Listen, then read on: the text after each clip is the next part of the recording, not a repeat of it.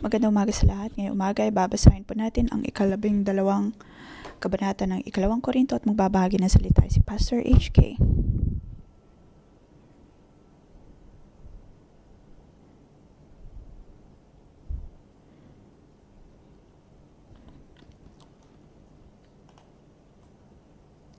Ang mga kabanatang ito ay masasabi nating nasa pinal na parte ng Korinto.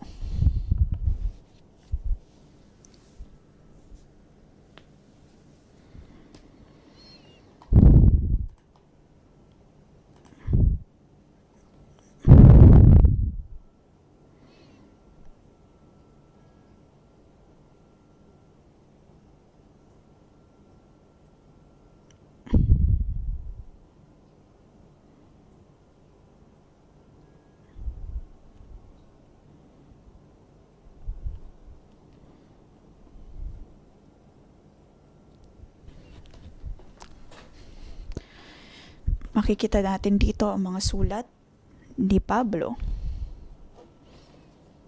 Mapapansin natin na kung totoong hindi maayos ang relasyon ng mga tao doon ay hindi nila pagkakatiwalaan si Pablo at hindi pakikinggan maging ang kanyang pagtuturo pagdating sa paghahandog.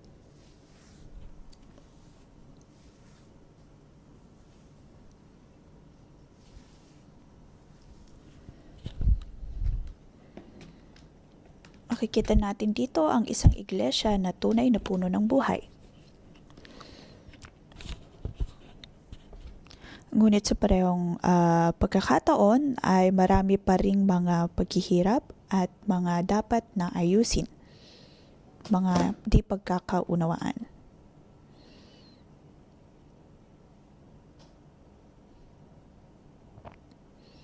Tingin ko ay ito ang realidad ng atin pong mga buhay, ng atin pong totoong buhay at ng ating pananampalataya. May mga pagkakataon na akala natin ang lahat ay maayos na at naibalik na sa kaayusan, ngunit hindi po ganoon kasimple o kaya kadali.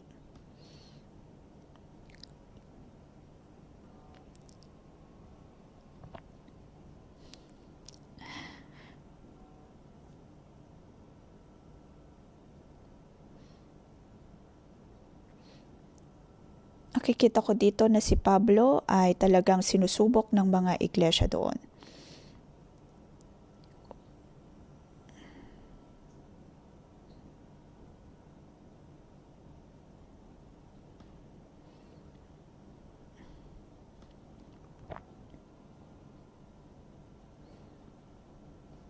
Ang pagyayabang ni Pablo o pagmamalaki ni Pablo ay hindi sana nais na gawin ni Pablo dahil hindi ito bahagi ng kanyang karakter.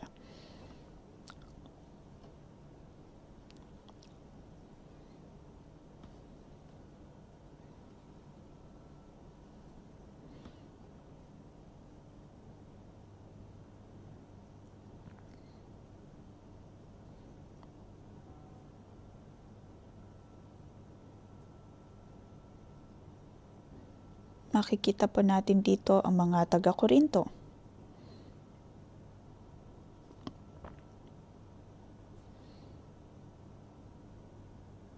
At ginagamit nila bilang dahilan ang mga sitwasyon noong araw upang hindi pakinggan si Pablo.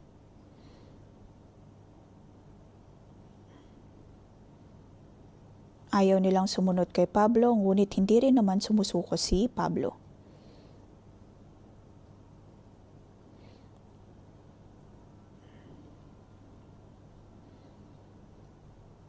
Ang mga tao doon ay laging nagsasalita tungkol sa pera, pagdating sa mga kondisyon.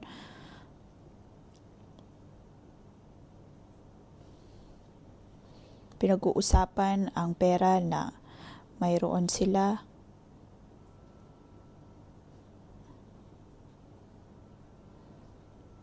At sila'y nagiging materialistic.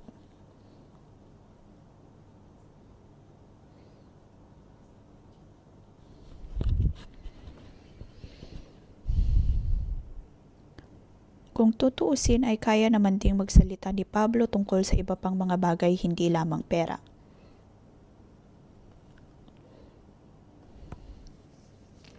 Ngunit tuwing nakikita ni Pablo ang kondisyon ng mga tao sa Korinto,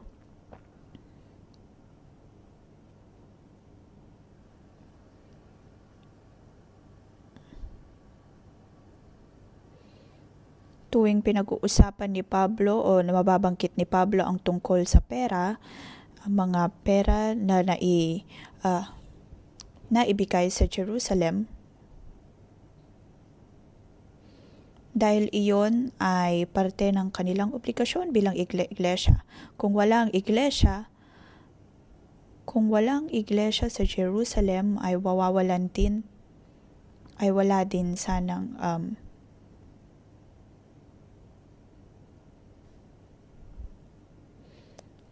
mawawalan ng saysay o kaya hindi magkakaroon ng mga iglesia sa Korinto.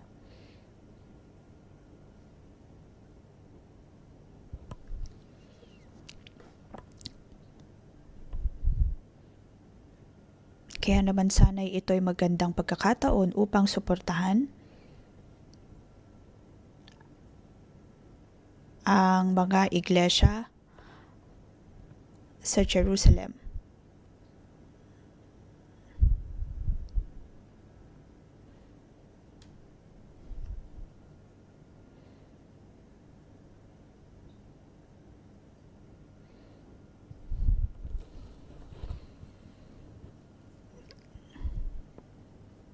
Nabanggit ni Pablo ang tungkol sa pagsisisi at pagbabalik at tanging sa chapter 12 at 13 na makikita natin na si Pablo ay hindi pa rin sigurado sa kanyang ugnayan sa mga taga-Korinto.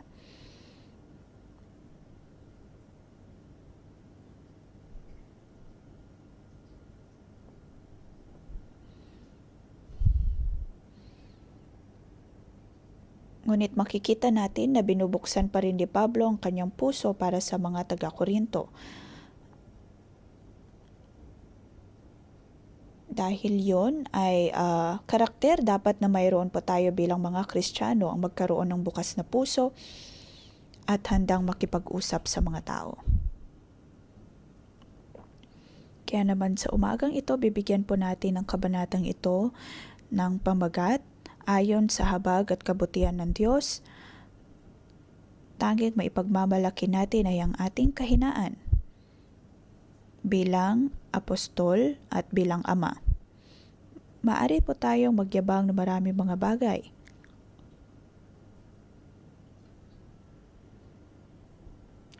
Maging si Pablo ay maaari siyang may mga bagay na maaring ipagyabang at higit pa sa mga apostol na nagyayabang doon. Ngunit hindi kalooban ni Pablo na magyabang. Ang nais niyang ipagmalaki ay ang kanyang mga kakulangan, ang kanyang mga paghihirap, ang kanyang kahinaan.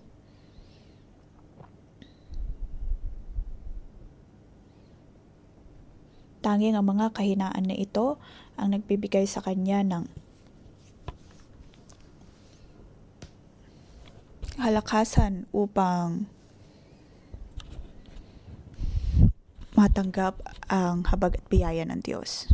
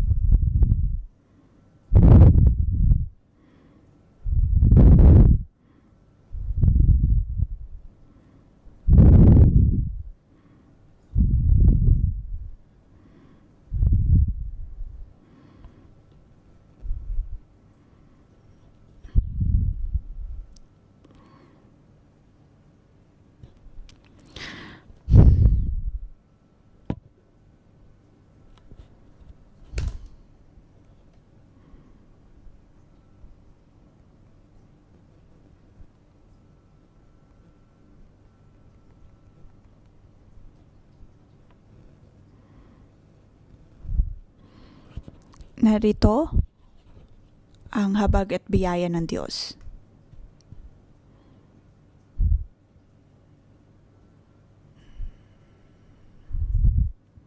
Verse 4, sa unang bahagi ay ibinabahagi ni Pablo ang kanyang karanasan o ang pangitain na kanyang nakita.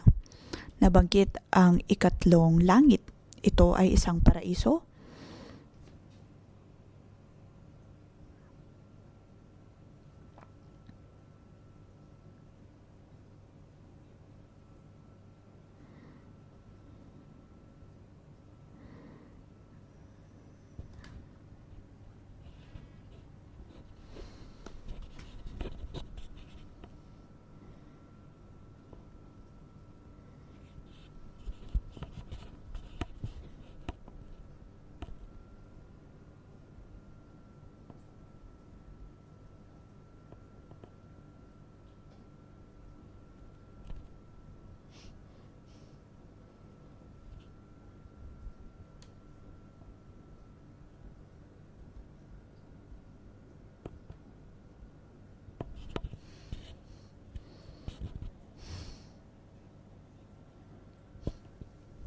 Dito sinasabi niya na tanging ang Diyos lamang ang nakakaalam ng tungkol sa pangitain na yon.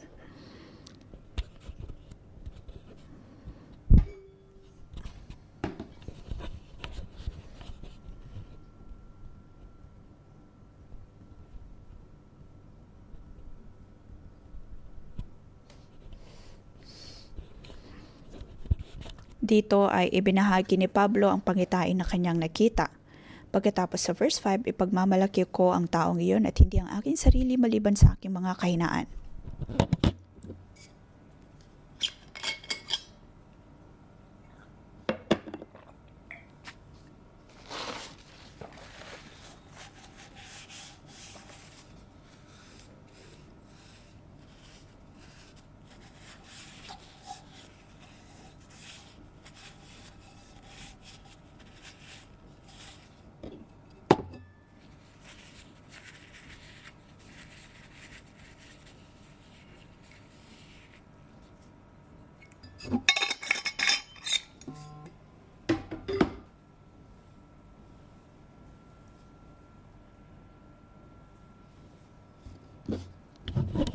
Para kay Pablo, kanyang ipinagmamalaki ang taong ito.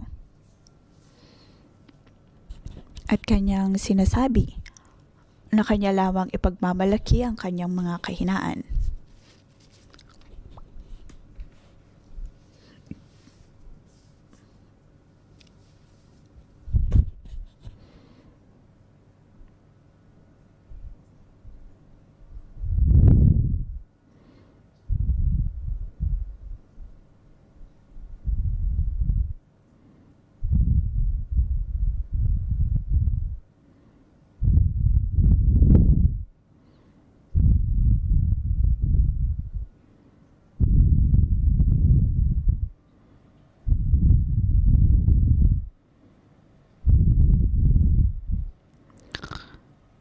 Dito sinasabi ni Pablo na kanyang nakita ang Diyos sa ikatlong langit.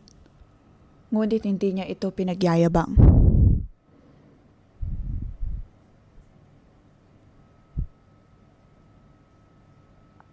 Hindi niya ipinagyayabang ang tungkol dito, bagkus ay kanya lamang sinabi ang kanyang pagmamalaki ng kanyang kahinaan.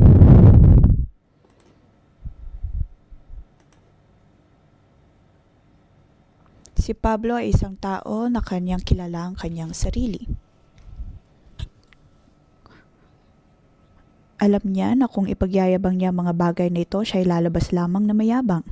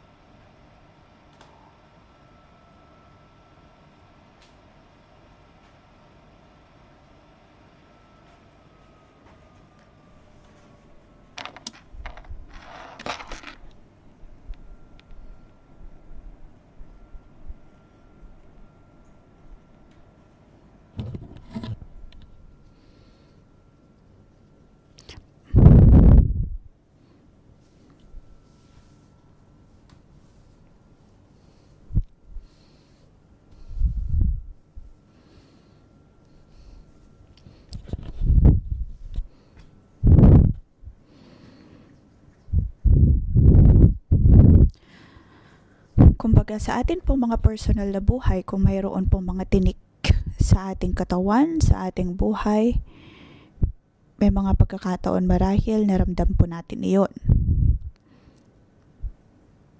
At kung ramdam natin ang mga sakit na iyon, naroon ang pag-atake ng kaaway.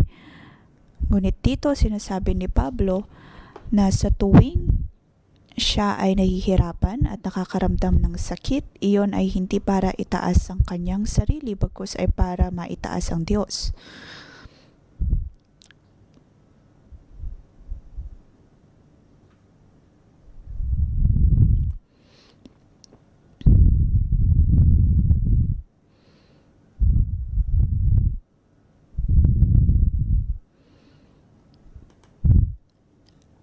At para sa mga pighati na iyon, kanya pa ring pinupuri ang Diyos.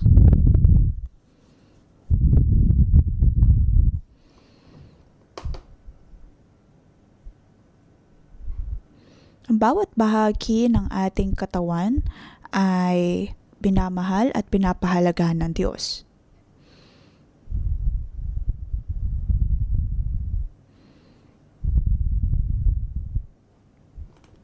Naniniwala ako na ang bahaging ito ng sinasabi ni Pablo ay napakahalaga. May mga pagkakataon na hindi tayo naniniwala sa panalangin kaya hindi tayo nananalangin. Sinasabi lamang ang ating nais pagkatapos ay hindi na nakikinig sa Diyos. Hindi na nakikinig sa tugon ng Diyos.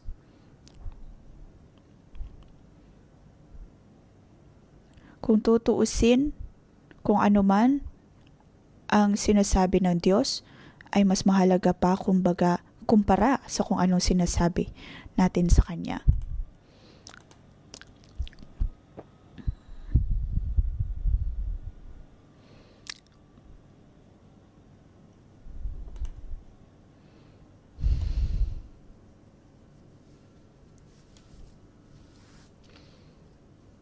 Makikita natin na hindi minamanipula ni Pablo ang Diyos.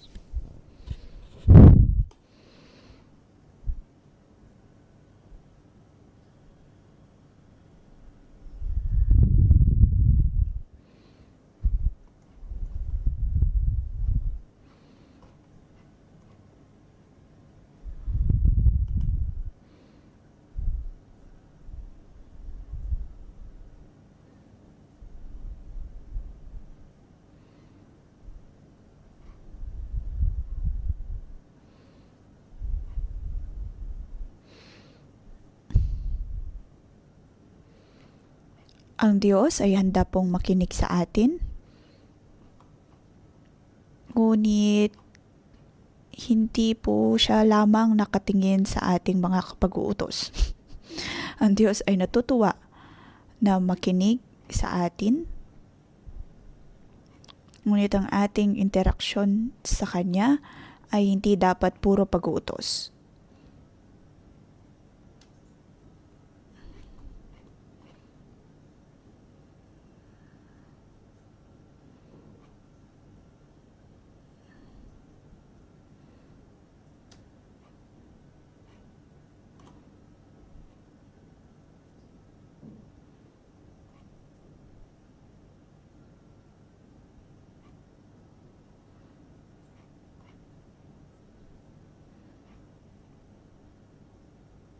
Ano sinasabi ni Pablo dito? Sinasabi niya dito na ang kalooban ng Diyos, ang habag at biyaya ng Diyos ay para sa kanila.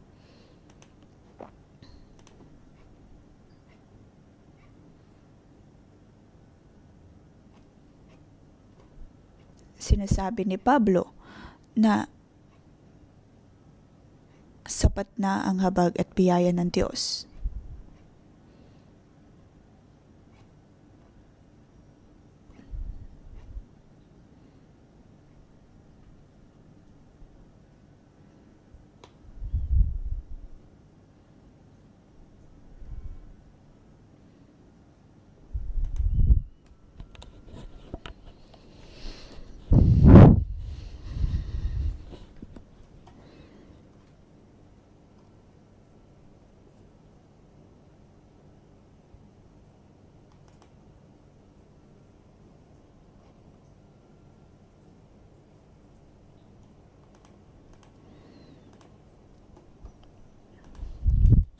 Sa tuwing hinaharap ni Pablo ang kanyang mga kahinaan, alam niyang pagkatiwalaan ang kapangyarihan ng Diyos.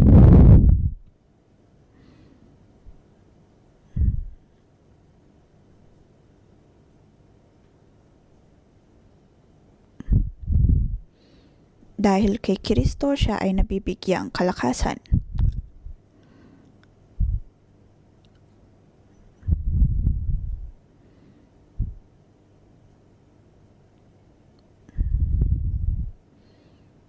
Kanyang tunay nararanasan ang habag at biyaya ng Diyos. Tunay na walang anumang sakit o kaya pagpapahirap ang magpapabigat ng karamdaman ni Pablo dahil kanyang tinatanggap na ito ay bahagi ng kalooban ng Diyos at ito ay para sa ikapupuri ng Diyos.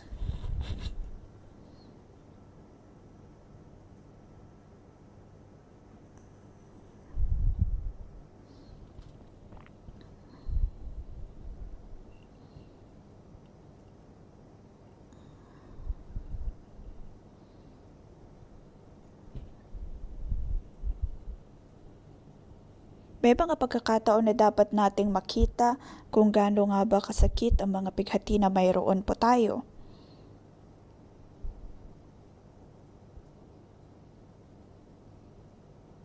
At nang makita natin ang kalakasan na nagmumula sa Diyos.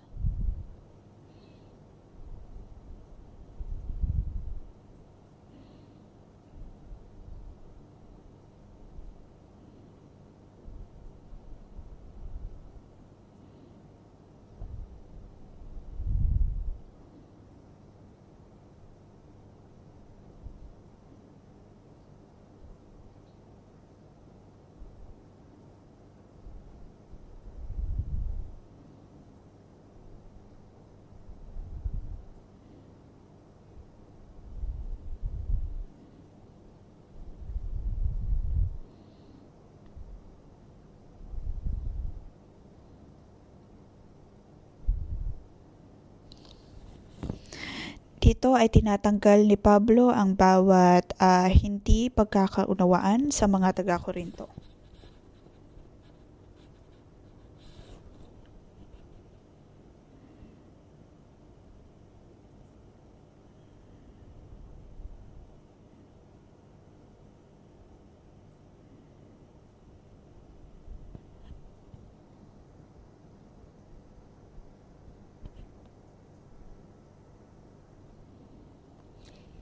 Verse 11, hanggang sa matapos ay makikita po natin ang puso ng isang ama bilang apostol upang palakasin ang iglesia.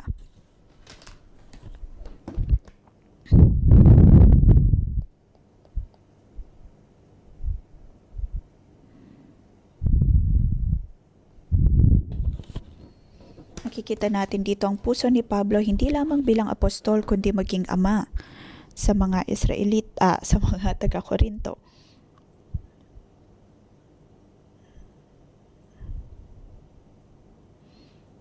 Verse 11,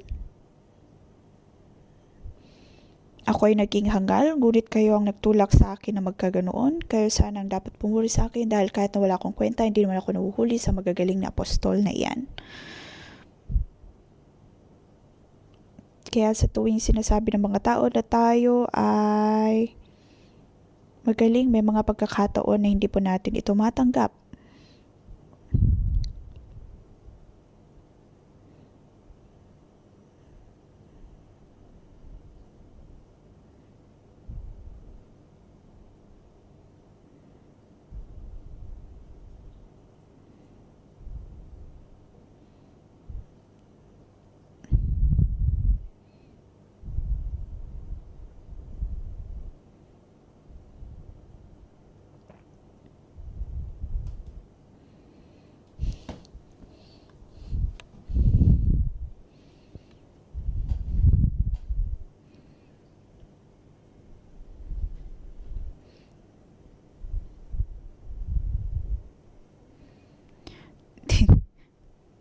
Dito makikita natin na ang mga pahayag ni Pablo ay mabibigat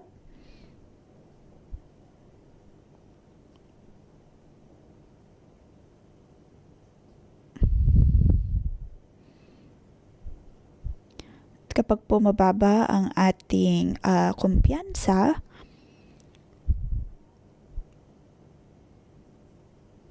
may mga pagkakataon na ginagamit natin ang pagpupuri mula sa iba upang mabigyan tayong kumpiyansa. Ngunit bilang tao ay marapat lamang na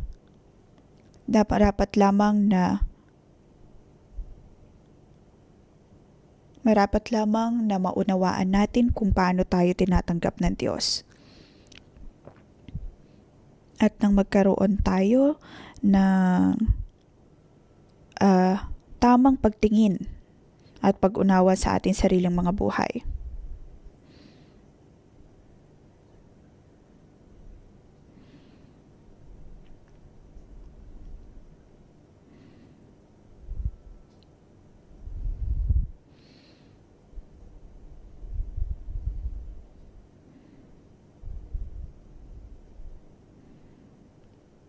Maaring sa atin pong buhay matapos ang ilang taon ay mapagtatanto natin na tayo ay tumanda na. Pagkatapos ay babalikan natin ang mga patotoo na mayroon tayo bilang mananampalataya ng Diyos. Napansin na para bang walang paglago sa buhay, walang karanasan, o kaya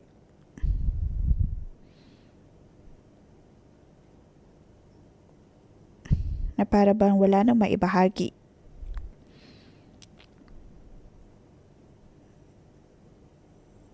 Ngunit ang atin pong buhay ay buhay na patuloy na lumalago.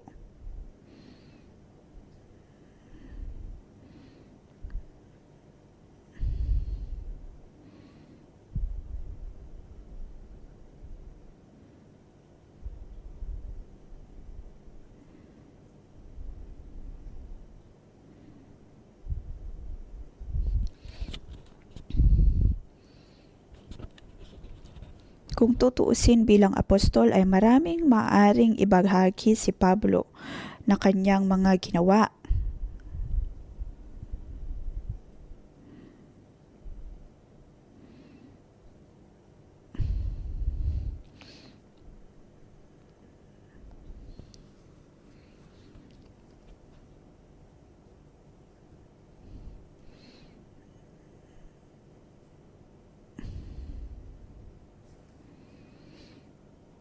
Para sa mga tao sa Korinto,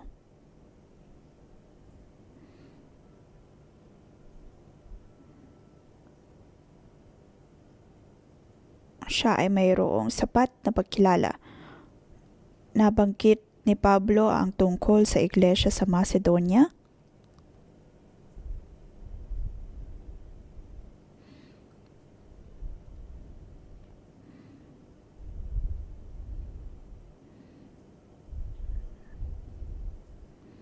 Ibig sabihin po ba nito na binabaliwala na niya ang iglesia sa Korinto? Hindi. Dahil kung tutuusin, ang iglesia sa Korinto ay malapit sa kanyang puso. Dahil para sa kanila, siya ay nagsulat ng 2 liham, di tulad sa ibang mga iglesia. Nagsulat lamang ng iilang mga liham. At napakabukas ni Pablo pagdating sa ugnayang ito sa mga taga-Korinto.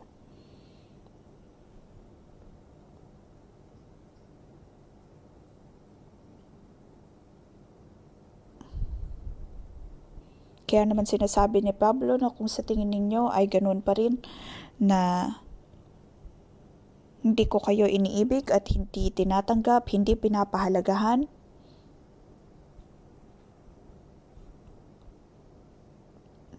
patawarin niyo ako. Verse 14, ito ang ikatlong pagpunta ko riyan at hindi pa rin ako magiging pabigat sa inyo.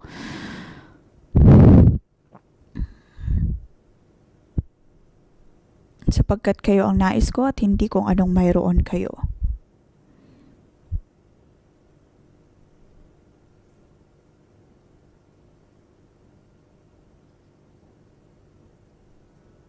Ako man din ay nakaranas ng mga paghihirap pagdating sa pakikipag-ugnayan. Kung tutuusin, ito ay isang proseso sa aking paglaki. ang aking ugnayan, lalo na sa aking anak, ay hindi maganda at ito ay akin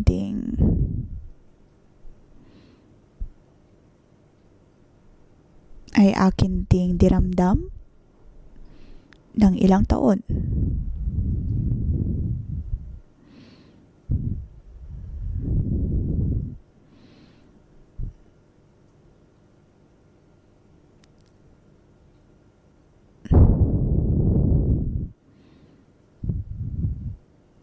Nakita ko ang kondisyon ng aking anak.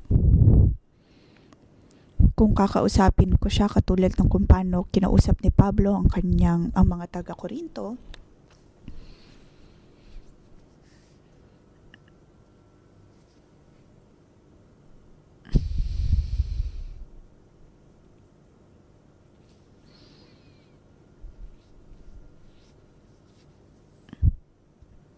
kung tutuusin, kung talagang pinapahalagahan natin ang ating ugnayan sa ating mga anak, kahit sa ating asawa, wag sana tayong magsabi ng mga bagay na kalaunay pagsisisihan natin.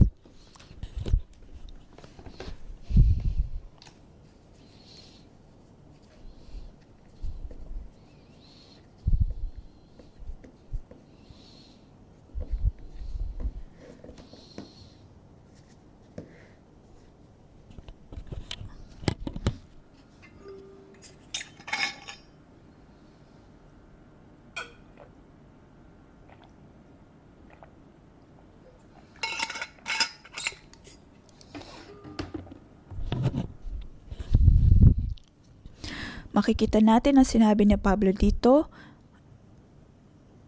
Ito ang ikatlong pagpunta ko riyan at hindi pa rin ako magiging pabigat sa inyo sapagkat kayo ang nais ko at hindi kung anong mayroon kayo. Ang mga magulang ang dapat mag-impok para sa mga anak at hindi ang mga anak para sa mga magulang.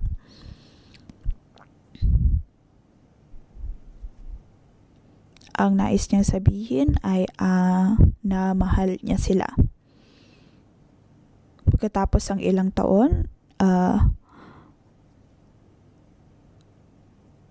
ang aking anak ay nakapagtapos sa US at hindi ko naman inaasahan na bayaran niya kung ano man ang mga ginastos ko para sa kanya. Ngunit bago siya naging independent, ako ay buong pusong sumuporta sa kanya.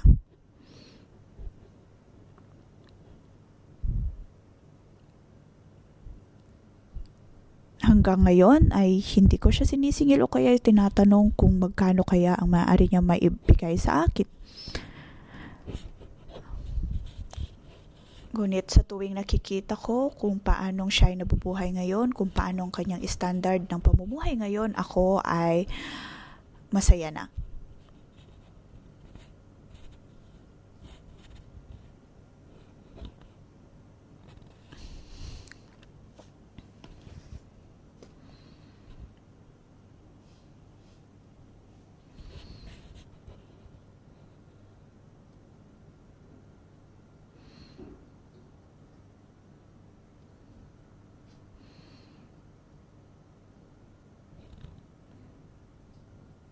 Mahal na mahal ni Pablo ang mga taga-Korinto. Sa verse 16, alam niyang hindi ako nakabigat kanino man sa inyo, subalit sinasabi ng ilan na ako'y tuso at dinadaya ko kayo.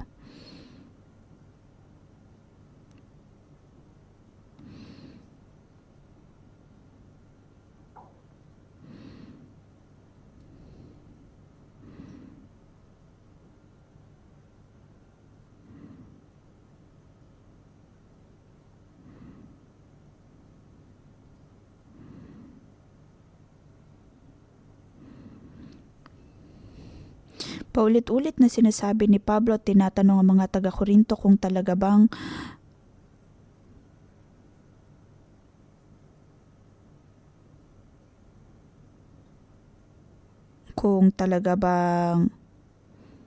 sila ay kanyang pinagmamalabisan o kaya ay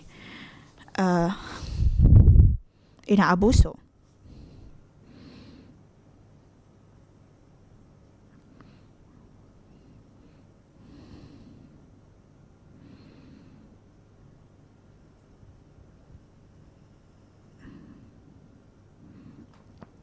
verse 19.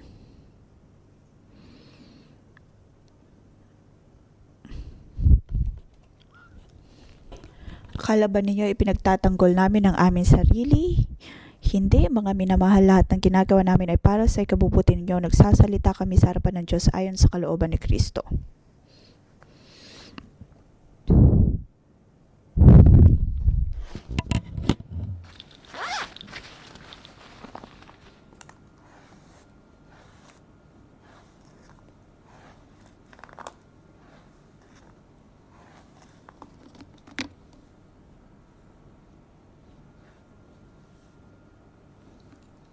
Narito na pinapaliwanag ni Pablo na ang lahat ng kanyang ginagawa ay para sa mga taga-Korinto.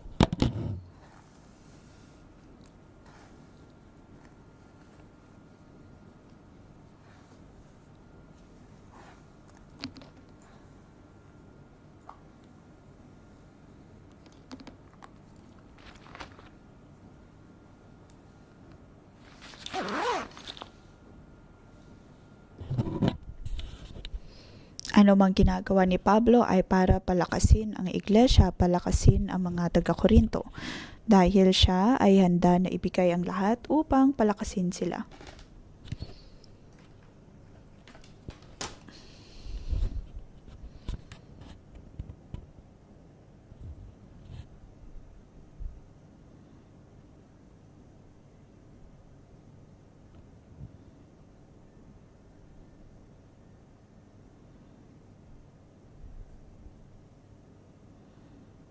Ano mang gawin ni Pablo, ang lahat ng ito ay nais niyang gawin para sa pagpapalakas ng iglesia.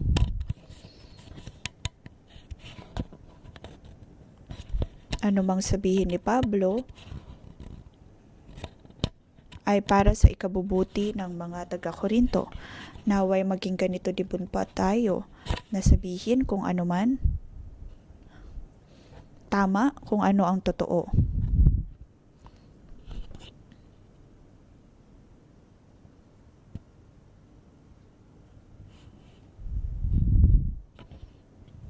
Verse 20 hanggang 21. Kung tayo ay mayroong tunay at dalisay na pagmamahal, alam po natin na ito ay hindi lamang one way.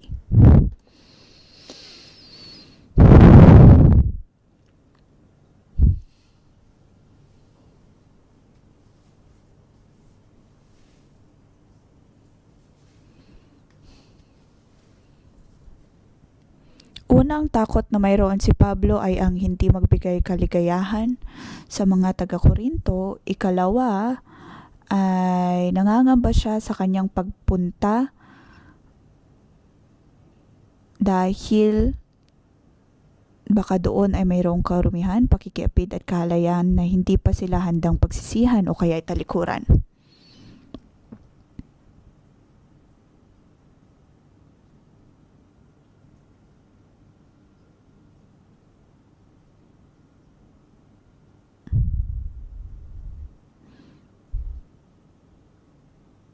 Nakikita po natin ang maraming pagbabago sa iglesia.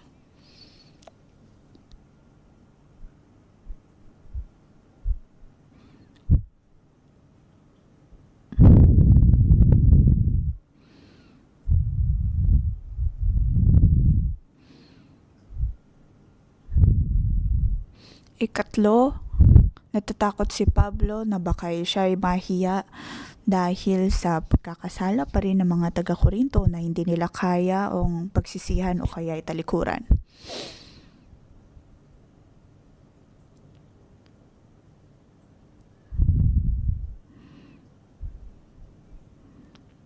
Makikita po natin ang sakit sa puso ni Pablo, lalo na kung tinitignan niya ang mga iglesia sa Korinto.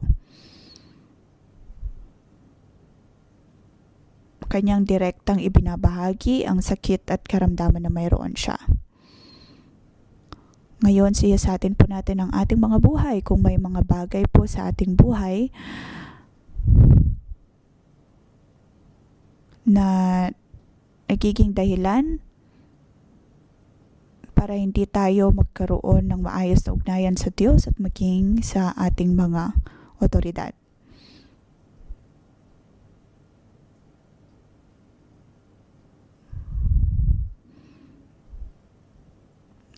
Naway pagpalain ng Diyos ang kanyang mga salita at siya'y mangusap sa atin pong mga buhay.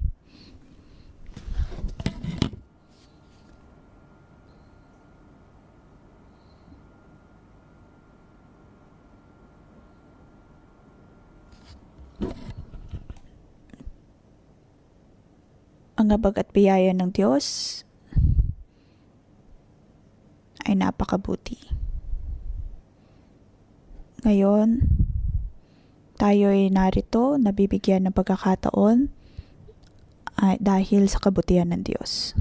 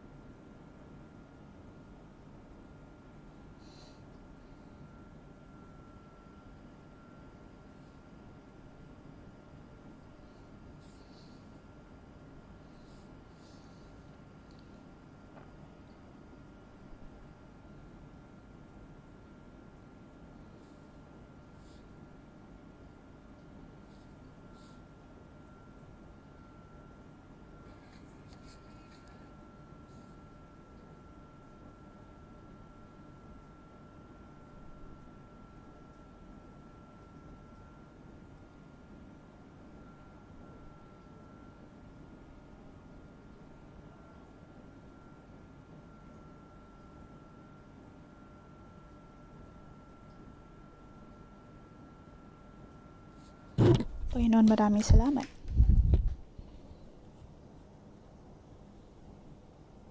Dahil sa iyong pag-ibig, habag at biyaya, kami ay narito na kaya namin mabuhay. Dahil sa iyo, O Diyos, kami ay nagiging malakas. Panginoon, maraming salamat.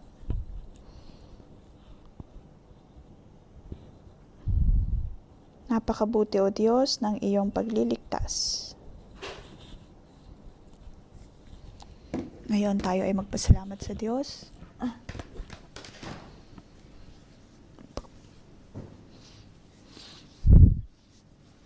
Magpasalamat na kaya nating ibigay ang bawat kahinaan sa Diyos.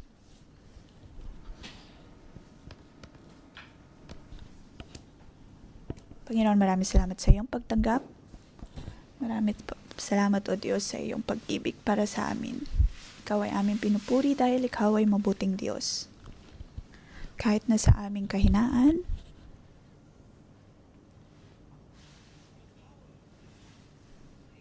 ang iyong kapangyarihan ang siyang tumutulong sa amin. Ang iyong pag-ibig ang tumatanggap at umuunawa sa amin.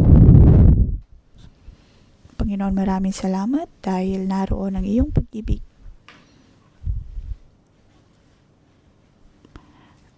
Ngayon ay atin pong ibahagi kung ano man ang mga kahinaan na mayroon pa tayo sa buhay.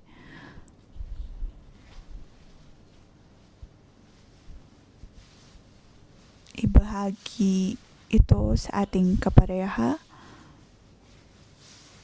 Ngunit sa kabila ng mga kahinaan na ito ay ano ang ating may pagpapasalamat kung paano tinutulungan tayo ng Diyos.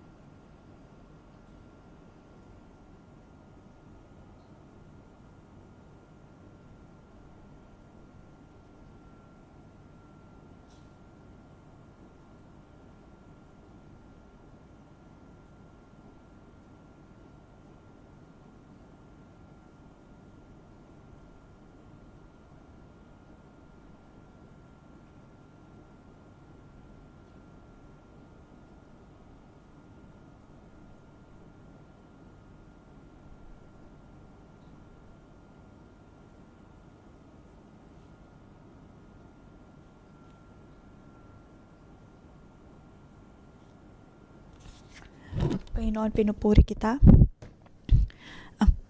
Ako ay nagpapasalamat sa iyo.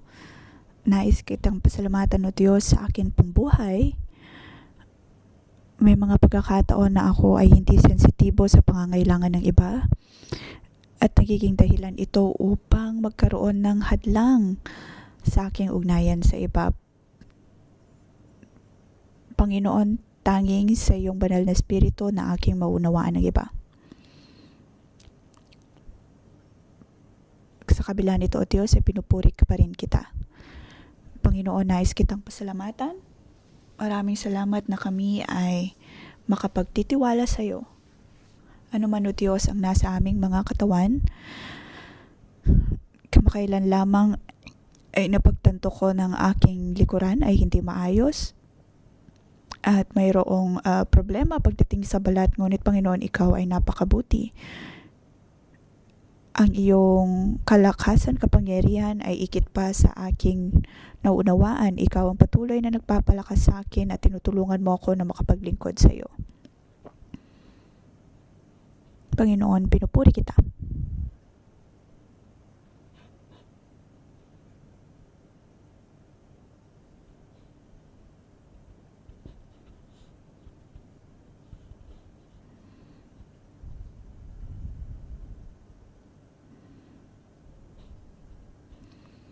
Panginoon, ang iyong habag at biyaya ay higit pa sa sapat.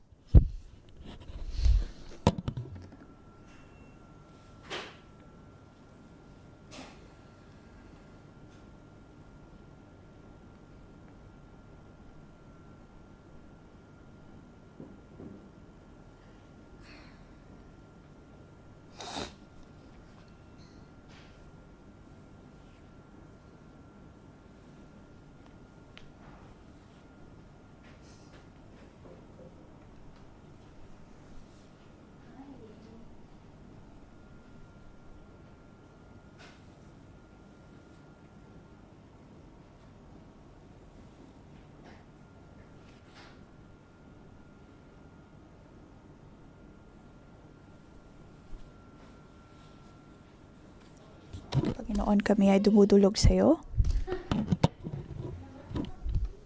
at aming isinusuko ang aming sarili sa iyo. Aming ibinibigay ang bawat naming pasasalamat, lalo na sa aming paglilingkod sa iyo. Panginoon,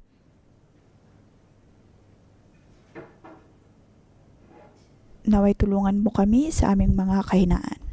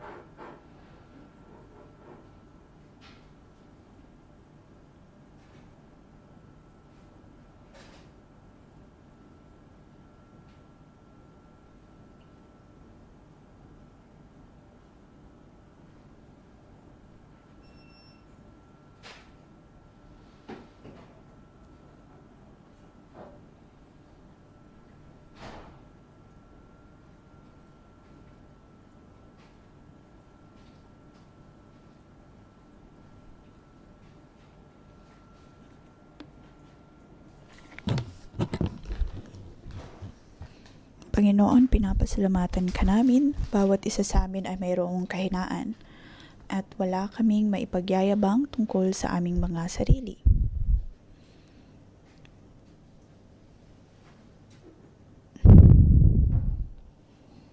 Panginoon, nais namin na dumulog sa iyo.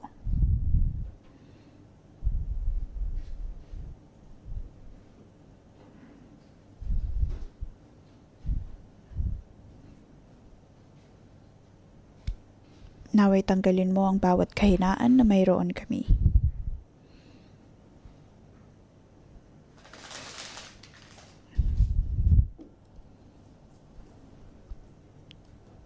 Ako ay naudyok ng Diyos na marami sa atin ay may kahinaan pagdating sa paraan ng ating pananalita o kaya ay kawalan ng pasensya. Tuwing tayo nakakakita ng mga bagay-bagay ay hindi natin makontrol ang galit na mayroon tayo. O kaya ay may ilan na mababa ang kumpiyansa sa sarili kahit pa kayo na ay pinupurihan ng iba. Naroon ang pakiramdam na hindi kayo karapat-dapat sa mga pagpupuring ito. Panginoon, narito ang maraming kahinaan na mayroon kami.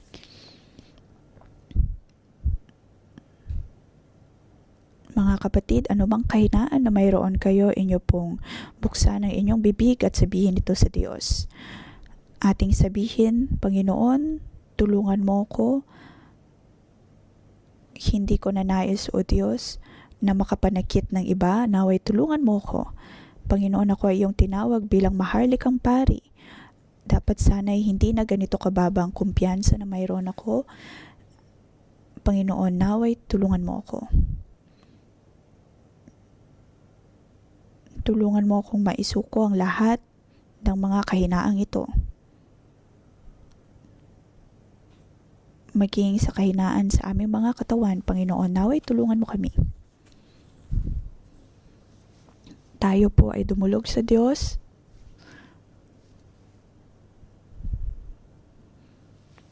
Panginoon, ang nais mo ay kami ay magtiwala sa iyo. At ang nais mo, O Diyos, ay ang manampalataya kami sa iyo.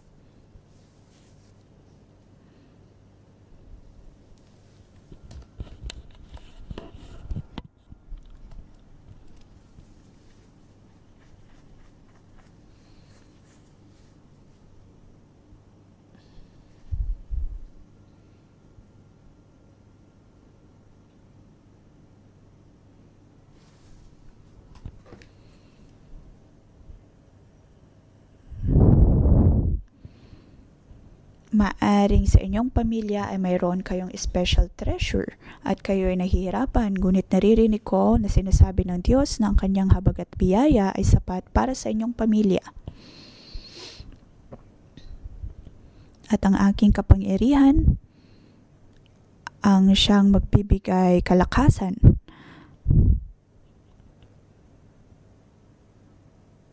Sa mga pagkakataon na kayo ay nahihirapan, kayo ay napupuno ng galit, at nawawala ang pasensya na mayroon kayo, naririnig kong sinasabi ng Diyos na ang kanyang habag at biyaya ay sapat para sa iyong pamilya.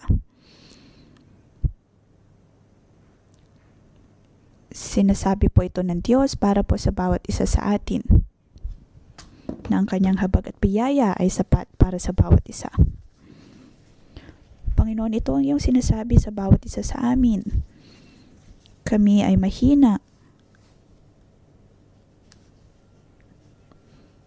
ngunit kami ay magiging matagumpay.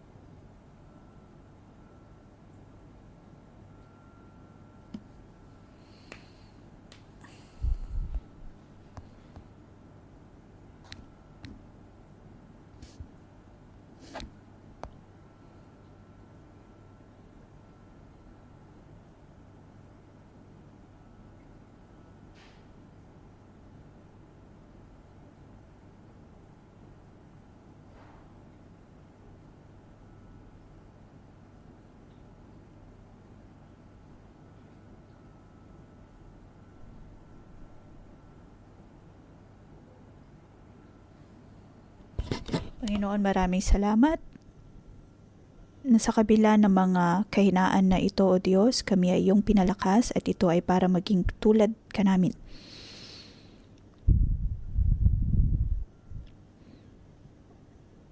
Ang lahat ng iyong ipinagkaloob sa amin, O Diyos, ay para sa amin pong ikabubuti.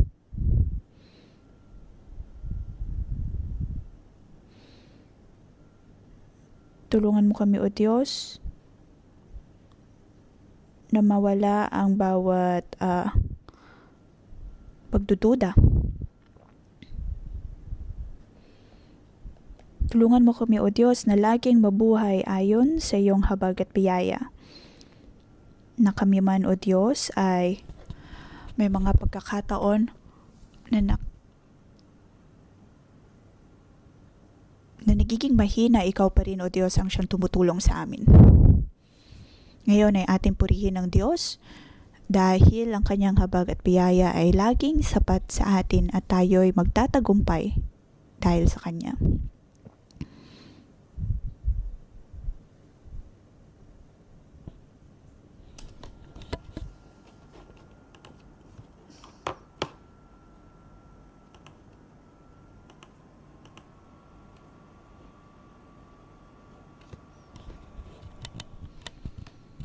Panginoon, maraming salamat dahil sa kabila ng mga kahinaan na mayroon kami, minamahal at pinipili mo pa rin kami.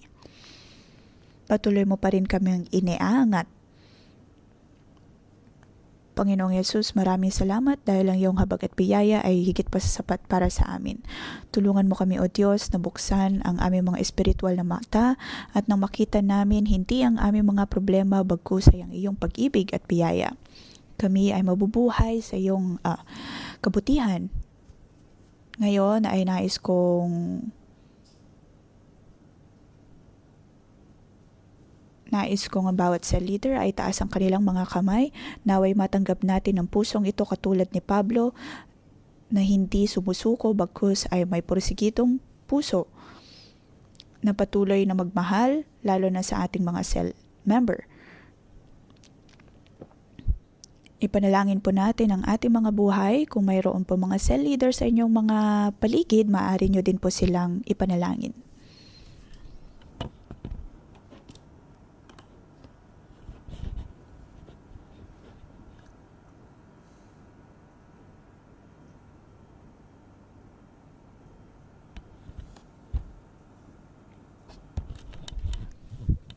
Panginoon, akin pong ipinapanalangin ang bawat cell leader na nagtataas ng kanilang mga kamay. Panginoon, naway tulungan mo po sila. Tulungan mo ang bawat isa sa amin, O Diyos, na mahalin ang aming mga cell member ayon sa iyong pag-ibig kahit na sila ay may mga kahinaan at may mga kakulangan. Kami ay maging handa nawa, O Diyos, na pakinggan ang kanilang mga dinadaing. Ngunit alam mo din, O Diyos, ang bawat kahinaan na mayroon kami. Naway bigyan mo kami ng higit pang biyaya.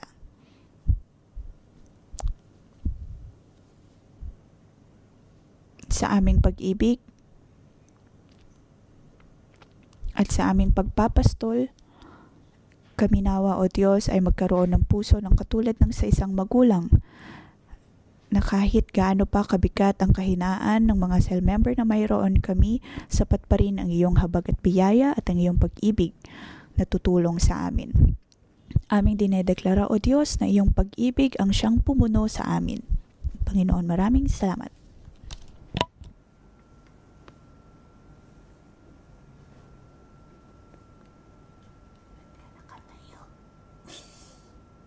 Galing na gulong nakaupo.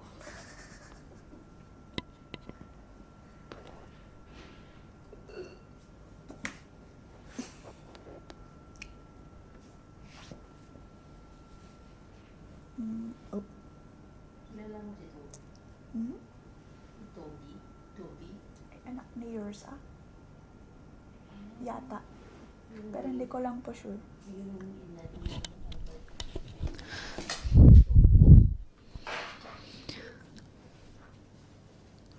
Ngayon, sinasabi ng Diyos,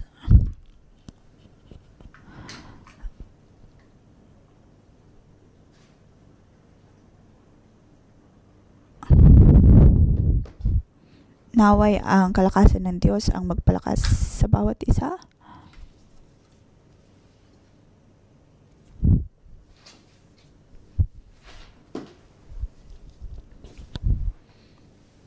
Ngayon ay gamitin po natin ang ating sariling pangalan.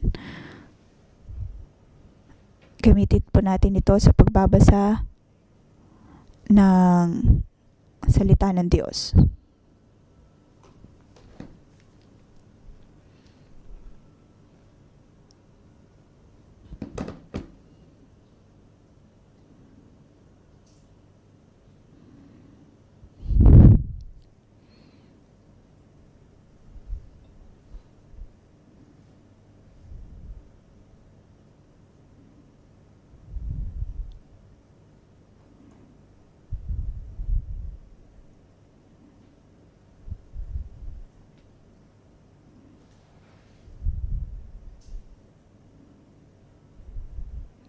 Sabihin po natin sa verse 9, ang kagandahang loob ko ay sapat na para sa iyo, sapagkat lubusang nahahayag ang aking kapangyarihan kapag ikaw ay mahina, kaya't buong galak kong ipagmamalaki ang aking mga kahinaan upang manatili sa akin ang kapangyarihan ni Kristo. Alang-alang kay Kristo, ako'y may kasiyahan sa gitna ng mga kahinaan, mga pagkutya, mga kahirapan, pag-uusig at kagipitan, sapagkat kapag ako ay mahina, doon ako nagiging malakas. Ngayon tayo po ay manalangin. Panginoon, aking pinapanalangin ang bawat nakikinig online man o on-site. Sa ngalan ng Panginoong Yesus, kayo ay aking pinagpapala. Ngayon, ang binasa natin mula sa kabanatang ito, lalo na mula verse 9 hanggang 10, ang mga salitang ito na inyong pinalangin para sa inyong mga sarili ay maiuukit sa iyong mga puso na kahit kayo man ay humarap ng mga kahirapan, sa mga pagkakataon na halos nais na ninyong magreklamo at magsabi ng mga negatibo, ngunit kayo ay pagpapalain ng banal na espiritu at kayo ay paalalahanan tungkol sa kalakasan na ibinibigay sa inyo ng Diyos.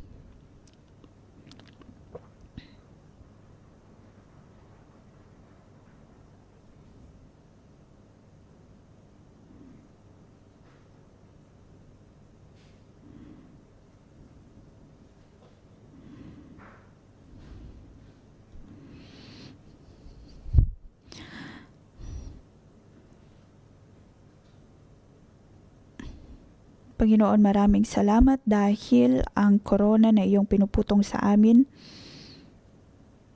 ay nagpapakita ng iyong kalakasan na iyong ginagawad sa amin.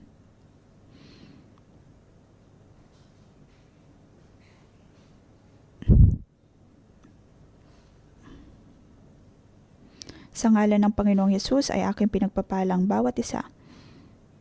Lalo na sa verse 15, mula sa verse 15.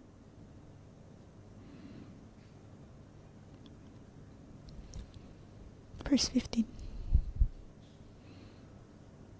At ikaliligaya kong gugulin ang lahat pati ang aking sarili upang kayo ay mabuhay kung madagdagan pagmamahal ko sa inyo. Dapat pang mabawasan pagmamahal ninyo sa akin.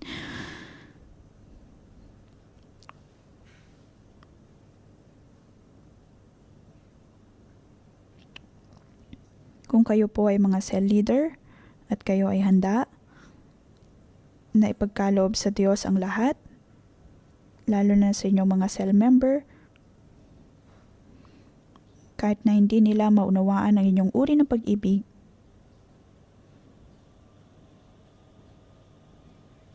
ngunit kayo ay tutulungan ng Diyos.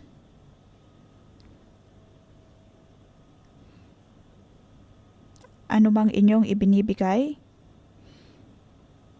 ay magbibigay kalwalhatian sa Diyos. Sa ngalan ng Panginoong Hesus, kayo ay aking pinagpapala na sa inyong pagsunod. Sa inyong uri ng pagsunod, kayo ay magtatagumpay. Sa ngalan ng Panginoong Hesus, Amen. Dito po nagtatapos ang ating pangumagang debosyon. Magandang umaga.